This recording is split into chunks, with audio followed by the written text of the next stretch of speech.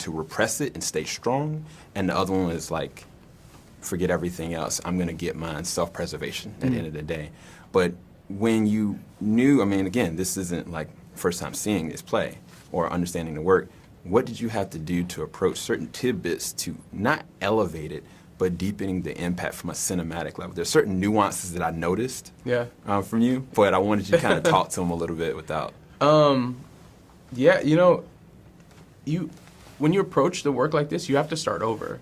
You have to start from the beginning. You have to wipe the slate clean for yourself and dive into the text and try to understand every intention and element in there, so that when you pass it through the prism of yourself and your own experiences, you understand the intention of what you were going for, and then you can tell the story in your own language, cinematically or otherwise, but just always in your words too, you know? So there's something that happens. I remember I had this when I was young. I would wear my dad's jacket, or like put my mom's, hat on, and in some way feel like I was embodying parts of their spirit. And in writing and typing in my computer, August's dialogue, August's words, I felt like I was embodying his spirit in a kind of way too. I was connecting to him in that way. But then, as you continue to work, you bring yourself to it, and you submit yourself to it, and these little things start to happen. No, that's perfect. Actually, I didn't mean to do this, but I wanted to just set you up because I wanted to celebrate you in this moment. This is actually a quote from August Wilson in an interview he did.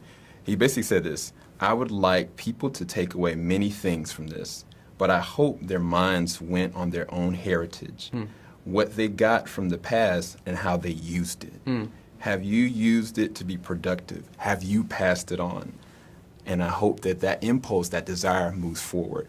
I feel like you literally embodied that, you and your family. So I really wanted to just tell you that. Thank you. But at the same time, I want you to kind of give your perspective on how you feel like this is going to be transformative for people. Yeah. And in a place like now, like you got a film like, Exhibiting Forgiveness, Titus, first-time filmmaker, you're a first-time filmmaker. It's so prevalent and needed right now. But I want you to kind of tell me, what do you think from... That's amazing, because this is a work that's so revered. It's won a Pulitzer Prize in its play form, one of the highest accolades you could get for it. And in some ways, I fear that it was a work that current generations didn't feel connected to. That it was, maybe they might see it as their parents' work generation, like their parents' kind of story. And I think I wanted to honor my ancestors, and I consider Mr. Wilson in that, because he's contributed work that affects my life so deeply.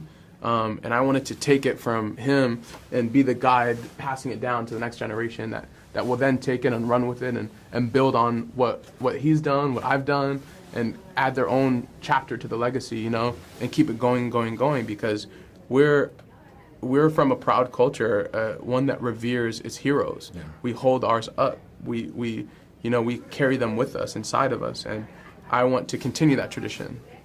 I think you have. Thank you. I really appreciate you. I appreciate you. Congratulations.